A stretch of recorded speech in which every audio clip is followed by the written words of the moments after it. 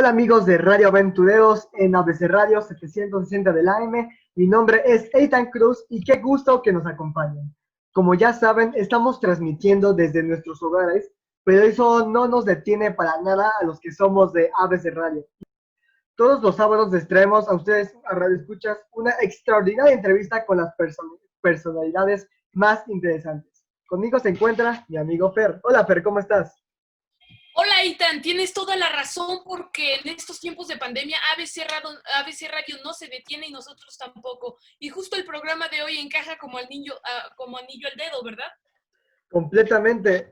Tenemos a una personalidad Radio Escuchas y nos hablará más y habla de un tema bastante interesante que es el coronavirus, ¿no? Y de las pandemias. Es el maestro Ricardo Gamboa Ramírez. Él es investigador y profesor en la Facultad de Filosofía y Letras de la UNAM. Es historiador. Muy buenas tardes, maestro Ricardo. ¿Cómo Buenas está? tardes, Eitan y Fernando. Muy bien. Digo, muy bien aquí en cuarentena también. Yo estoy en Claro que sí. Querétaro pasándola, pero me da gusto saludarlos y un saludo a todo el auditorio. Sí, Gracias. Está en Querétaro, me dice. Y estoy acá en Querétaro. Oh, qué Aquí padre. está un poco más leve el asunto que en la Ciudad de México. qué bien. Sí, me imagino. Bueno, maestro Ricardo, desde su punto de vista como historiador, que la verdad a mí siempre me ha gustado la historia porque te abre un panorama muy grande para muchas cosas, porque no tienes solo un punto de vista, ¿no? Puedes verlo desde distintos puntos de vista alrededor de diferentes situaciones, ¿no? Entonces, en su punto de vista, ¿qué tan fuerte es esta pandemia y si la comparamos con otras pandemias alrededor de historia, ¿no? Por ejemplo, la peste, la española, la fiebre española. Mira, es difícil comparar porque como se trata de una pandemia del siglo XXI, si uno ve realmente los datos de la letalidad de este coronavirus y lo compara uno, por ejemplo, con otras pandemias, pues sí, el número de muertos sí es grande, pero comparado con los 7 Uf, mil millones y medio de habitantes del mundo, pues es un porcentaje muy bajo. Yo creo que aquí el principal problema es que realmente no se sabe bien todavía cómo combatir el virus que provoca el COVID-19 ok. o el coronavirus. Es el miedo a lo desconocido, que ahí sí nos equiparamos, yo me imagino, con los que vivieron la peste negra en el siglo XIV o con las primeras enfermos de la influenza española en 1918, en donde el miedo a lo desconocido, pues es lo que mata a la gente, ¿no? No solamente el virus, no también el miedo. Hay una historia libanesa muy bonita en donde un eh, Mm. eh, jefe libanés se encuentra a la muerte y les dice: ¿a dónde vas? Dice: a Beirut. Dice: voy a matar a 10,000 personas. Y ese mismo jeque se vuelve a encontrar un mes después a la muerte. Dice: me dijiste que ibas a matar a 10,000 y mataste a 100,000. Dice: sí, dice, yo maté a 10,000, los otros se murieron de miedo. Wow. Qué Y es lo que, técnica. es también lo que nos está pasando aquí un poco, ¿no? Es el Sí, miedo a algo desconocido, incontrolable, sobre todo en un siglo XXI en donde pensamos generalmente que las barreras científicas no lo son. O sea, que las barreras para que la ciencia pueda encontrar una cura para una enfermedad así podría ser ajá. muy rápido, pero Exacto. parece que no es así. Mira, usted mencionó algo muy curioso que es el miedo que tiene la población. Vamos a hablar de México, ¿no? El miedo que hay en México con esto del coronavirus. Pero aquí, de todas las pandemias, realmente creo que por estadísticas, esta pandemia que estamos viviendo no es de las menos fuertes en realidad, ¿no? Por ejemplo, si la comparamos con la epidemia de viruela japonesa y la cantidad de muertos, la cantidad de muertos que hay del coronavirus es es menor en realidad. ¿Por qué cree usted que hay tanto miedo si realmente no es tan fuerte como muchos Comparado con piensan que otras. es? Porque realmente las personas cuando se infectan no están sabiendo bien a bien cómo se infectaron. Ok. Porque de hecho por eso hay tantas hipótesis ahora médicas, ¿no? De que, bueno, a lo mejor no es lo más conveniente usar los ventiladores y sí usar la oxigenación de otra manera, no Ujú. solamente a través de los ventiladores. Se discute mucho porque realmente yo sí creo que la humanidad actualmente no ha encontrado una forma de combatir al virus. Hay un esfuerzo aquí, lo que me gusta en todo este asunto es que sí hay un esfuerzo científico a nivel internacional y toda esta Sí, especie de competencia para tratar de encontrar pronto y rápido una vacuna es muy beneficiosa para la humanidad. como la carrera Pero de espacial aquí a que casi se casi. encuentra, sí, sí, sí, ya lo han dicho muchos epidemiólogos en México, muy capacitados todos ellos, de que mientras no haya una vacuna, estamos en manos de este virus. Claro. Ok. Dígame, por favor, profesor Ricardo, ¿cuál ha sido la peor pandemia que ha azotado a la humanidad? ¿Cuál cree que ha sido la peor, como la plaga moderna de 1894 o la de Justiniano del 547? Mira, la de Justiniano, lo que pasa es que en las plagas de la antigüedad, como no hay datos ciertos de la población, es difícil, ¿no? Son datos muy sueltos, etcétera. Pero ya cuando hay datos, creo que la peor pandemia ha sido la de la influenza española 1918-1919, que mató a 50 millones de personas en todo el mundo. ¿Y por Sí, qué sería la peor pandemia de la humanidad comparada si la de Justiniano, según mis fuentes, ha matado a 100 millones? es que ahí está el problema, Fernando. Son fuentes, digo, yo también las conozco esas fuentes, pero se basa en ciertos cálculos que Ujú. no puedes comprobar. En el Ujú. caso de la influenza española, pues sí lo puedes comprobar. Sí, De hecho, hay aquí en México, estamos en México, aquí hay un fenómeno que se ha estudiado mucho, que el censo de población de 1921 arrojó que había 1 millón de habitantes menos que en el censo de población de 1910. Pero Ok. ahora muchos dicen, sí, generalmente eso se atribuía a la lucha armada, a la fase armada de la revolución, Mira, pero nada ahora más. hay algunos historiadores que dicen que realmente tantos muertos se les debe sobre todo a la presencia de la influenza o gripe española, como se llamaba, en México entre 1918 y 1919. Fue la que se llevó a más gente. A más gente que la lucha armada, Mm. sin dejar de admitir que en la lucha armada hubo muchos muertos. Sí. Eh, Efectivamente, por ejemplo, hay más cálculos, por ejemplo, de la epidemia del cólera, El cólera, eso está en interesante. entre 1817 y su punto más fuerte, que sobre todo se presentó en América, particularmente en América Latina, en 1833-34. Fueron ahí también millones de muertos, porque además, al igual que sucede ahora, no había un buen diagnóstico médico de qué es lo que Mm. producía el cólera, y entonces el combate contra el cólera pues era un poco basado en recetas muy sí. convencionales que pues igual se moría la gente.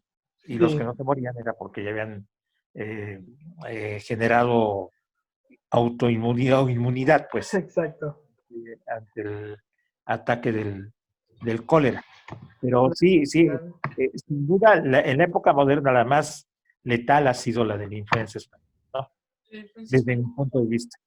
claro. Sin negar que, como dice Fernando, los datos que todos podemos ver, pues sí, pero no hay una certeza. Igual que en la peste negra Es del eso, no siglo hay una XIV. certeza, exacto. Claro, En tiene la peste negra se habla de que en Europa, solamente en Europa, porque el mundo, digamos, conocido era más pequeño, razón. Europa y África, pero solamente en Europa murieron 25 millones de personas. Uf, Y sí, pues es como un fenómeno de una selección natural, ¿no? ujú. Si te mueres, si te da la enfermedad, lo más probable es que te fueras a morir. Si no te moriste es porque algo hubo en tu cuerpo que resistió la enfermedad, pero no Curioso. obedecía a ninguna medida médica, ¿no? Ni al uso de máscaras con picos de pájaro y ese tipo de cuestiones, eran totalmente inútiles para combatir la peste. Absolutamente. Mire, algo ahorita usted mencionó otra cosa. Se la pasa mencionando cosas bien interesantes, por eso me cae bien. Que es, bueno, mi siguiente pregunta era, ¿qué ventajas tenemos como humanidad para enfrentar esta pandemia? Pues ya me la respondió en un sentido porque dice que en el cuerpo, si nos afectó es porque nos desarrollamos, ¿no? Es lo que usted dijo, Se desarrolla una inmunidad. Ahora, no, pero Exacto. también las ventajas que tenemos son los avances de la ciencia, ¿eh? Sí, eso es algo, Yo, otro yo, punto yo, muy fuerte. yo creo que efectivamente los esfuerzos que están haciendo muchos científicos, incluyendo a científicos mexicanos, tanto de la UNAM como del Politécnico, para encontrar una vacuna, creo que van a ser esfuerzos muy importantes. De hecho, hasta en broma el otro día una persona me comentaba, vamos a hacer una quiniela, a ver quién la encuentra primero. Buen Exacto. divertimento en esta época de cuarentena, porque efectivamente no va a haber otra posibilidad de combatir el virus a fondo si no es con el descubrimiento de una vacuna. Afortunadamente, a pesar de lo complejo que es la situación, porque efectivamente toda esta cuestión del exceso de uso de las medicinas, los antibióticos, han provocado una serie de resistencias al combate a las bacterias y a los virus sobre todo, que obviamente se expresan en que cada vez se vuelven más fuertes, más complejos. Parecieran como seres vivientes, que no es el caso, pero bueno, esta impresión dan que van encontrando mecanismos para encontrar defensas en contra de lo que de los mecanismos con los que se les trata de combatir. Ok. Parecieran ser como seres pensantes, pero para eso la ciencia creo que tiene muchos avances y creo que si efectivamente se le da vida a esta colaboración internacional a partir de la ONU, creo que se pueden tener éxitos muy importantes, incluso antes de los 2 años que se prevén para poder desarrollar con seriedad una vacuna. Qué increíble. Ok. Sí, tiene razón. Los avances tecnológicos desde 1918 hasta acá han sido muy grandes. Y Exactamente, y han salvado muchas vidas. claro, Está sobre todo la penicilina, las vacunas, Penicilina, sí, sí, es cierto. que fueron todas las medicinas del área. En fin, hay una serie de avances que efectivamente si uno compara con la historia de la humanidad y esos millones de muertos que pueden contabilizarse desde la Grecia y sobre todo en Roma en la antigüedad, que ya estaba Fernando, son cientos, miles de años en comparación con lo que se ha avanzado a partir de inicios del siglo XX hasta nuestros días. Estamos hablando de más de 100 años que Sí, tenemos una posibilidad de combatir realmente con seriedad, a pesar de todos los obstáculos y las dificultades, este asunto. Porque exacto. aquí es la ciencia, no hay milagros, no sí, hay, no hay nada que sustituya a la ciencia en esto. Son sí. hechos. Y sé que usted no es político, pero aquí en ABC Radio 160 AM, gracias por seguir, le pregunto, ¿cómo evalúa la respuesta del gobierno mexicano frente al COVID-19? Yo creo que fue un poco tardía, sobre todo porque ya se conocía la experiencia de los países y los errores que se cometieron en los países. Yo particularmente, sin querer juzgar a la población, sobre todo, y a los gobiernos de Italia y de España, yo creo que particularmente en esos dos países, cuando se presenta la pandemia y se empiezan a dar el cierre de actividades, yo creo que muchas personas se lo tomaron como vacaciones. Se fueron a los balnearios, a los centros vacacionales, y eso contribuyó más a difundir rápidamente la pandemia. Sí, Y que creo que es lo que va a pasar en Estados Unidos ahora, ¿no? Ya lo dijo ayer Trump, dice, no importa que se mueran más norteamericanos, pero tenemos que abrirnos. Eso me parece una locura, Entonces, yo creo que sí, México se tardó un poco y sí lo voy a mencionar eh, porque realmente no ha habido una posición autocrítica de nuestro presidente. Yo creo que es lo que menos se le da, la autocrítica, porque él todavía, bien avanzada ya la pandemia a nivel internacional, seguía diciendo que había que salir, que había que darse besos, abrazos, y eso pues no contribuyó en nada a este asunto. Ahora, yo creo que han tratado efectivamente de mejorar esta situación. Hay gente muy capaz ahí, pero yo sí creo que, por ejemplo, este modelo Centinela, que es el que están utilizando, que ya incluso declaró el doctor, el subsecretario López López Gatell. Gatell, que ya No, hay pues ya que dejarlo de lado. Creo que son como una serie de saltos en donde no queda, por lo menos para mí, claro, y Ujú. yo creo que para otros académicos que no son que no somos médicos, no somos científicos, cuál es la estrategia real. Yo espero que estén acertados, pero yo creo que no se pueden establecer pronósticos así. Y además, yo sí creo que estamos en México y hay un largo trecho entre lo que llegan, por ejemplo, los equipos médicos y la manera en que pueden pasar a los hospitales de base, a los del también, sí. ISSSTE, a los generales de los estados, a los del Seguro Social. Hay un largo trecho, porque sí es lamentable que en muchos hospitales manden a los médicos, enfermeras, paramédicos, camilleros, a la guerra sin fusil, como se dice. Guerra sin Sí, fusil, sí. Una idea que la ventaja que tendríamos como humanidad o como México, vamos a centrarnos un poquito más, sería una vacuna, como usted dice, ¿no? Que entre en estos recursos y bueno, ya no podemos hacer esto de ya no abrazarnos porque ya sucedió, pero eso puede haber sido una muy buena estrategia. Entonces son como los tres puntos, ¿no? La vacuna, los recursos y el alejarnos uno del otro lo más posible. movimiento social. Sí, la sana distancia, como le llaman, Exacto, la sana este, distancia. que es algo importante y creo que sí ha funcionado. Y sobre todo en la utilización de los cubrebocas. A mí particularmente no me gustó la posición del doctor Gatell de que pues el cubrebocas no había evidencias científicas que ayudara. Lo que sucede es que en otras naciones como Corea del Sur sí ayudó bastante, Sí. o por lo menos contribuyó, junto con la generalización de las pruebas que hicieron, a que la pandemia en Corea no fuera tan terrible como se anunciaba, sobre todo siendo vecinos de China. Claro. Uy, sí, pegadito, sí, sí, sí. Y ahora, en el caso chino, pues sí, en el caso chino, el problema de evaluar las cosas es que yo sí creo que, como es una sociedad autoritaria, pues sí al principio dijeron, más bien no dijeron todas las cosas que eran. Pero bueno, en el caso mexicano, yo sí les aseguro, porque vengo de la UNAM, soy de la UNAM, que ahí Viva se están UNAM. haciendo esfuerzos. De hecho, hay ya algunos médicos, biólogos que están en el esfuerzo de tratar de desarrollar una vacuna. Y ojalá en Wow. esta cooperación internacional puedan tener éxito.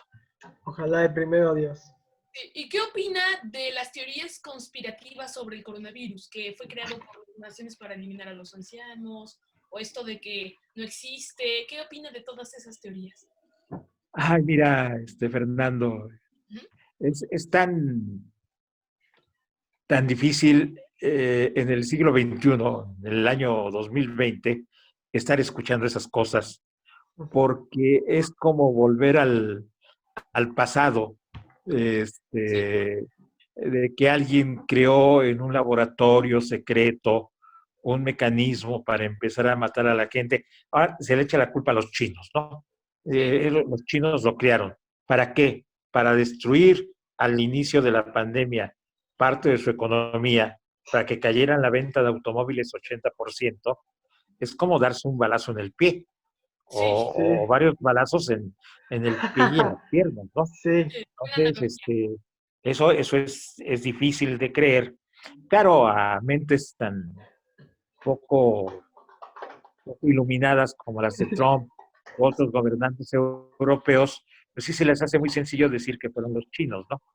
Yo creo que tiene que ver más, como lo han dicho algunos científicos de la UNAM, con toda esta ruptura de los equilibrios ecológicos, que incluyen ahí sí, por parte de los chinos, toda esta costumbre de comer especies, Sí, sí, el sí. pangolín, los Exacto. murciélagos, Murciélagos. Claro, etcétera, que yo creo que ahí el problema no es que se lo coman o no, o sea, a uno le puede parecer un poco claro. asqueroso comerse una sopa de murciélago, Sí, sino el sí. Sí. problema es esto que señalan los ecólogos de la UNAM, rompen el equilibrio ecológico en el planeta Tierra. Rompen ¿No? el equilibrio natural por comer el murciélago junto con los virus que contiene. Pues sí, ¿no? Exactamente, Sí, porque sí, lo que sí. está poco estudiado desde hace años es la manera en que una enfermedad animal se transmite a los seres humanos. Hoy se Claro, sabe que tiene que haber una mediación. No es que el perdón, el murciélago comido te vaya a provocar el virus, sino que hay una intermediación de algún otro animal que lleva ese virus hacia el ser humano. Pero eso está en pañales de investigación. sí. Y Sí, mira, entonces así sí, continúa, sí, sí. es algo por investigar, pero eso yo lo veo más factible que las teorías de la conspiración, ¿no? O la otra teoría negacionista, que ahora todos estos habitantes de Estados Unidos, el propio Canadá, están expresando en Brasil para hacer que se levante el confinamiento, la cuarentena, diciendo que eso no es cierto y reclamando la libertad. Mm, Por ejemplo, en Estados Wow. Unidos de los padres fundadores, ¿no? Somos pues sí. libres y queremos la libertad. Y como diría Trump, no importa que se mueran. Es toda esa, que ese es negacionista, ¿no? Que dice, la Negacionista, sí. pandemia, porque si ustedes se dan cuenta, el público se da cuenta, desde un principio, esa especie que corrieron, de que pues es como una gripa, pero más fuerte. Es que realmente no es como una gripa. Sí, es, Hablando sí, justo de eso, no es tan letal. No, no por eso, pero tampoco se sabe cómo combatirla, sobre todo la ese parte que afecta a los pulmones, es el punto. la Que gran, tiene, la gran incógnita. es más que tiene que, era, por decir así, a primo del SARS, ¿no? Que es la enfermedad que Exactamente. afecta al pulmón. Que tal vez sea estos del SARS, las dos que se presentaron en la primera década del siglo XXI, tal vez hayan sido las menos letales de las pandemias, porque fueron muy localizadas, igual que de la influenza en 2009 en el caso de También, México, sí.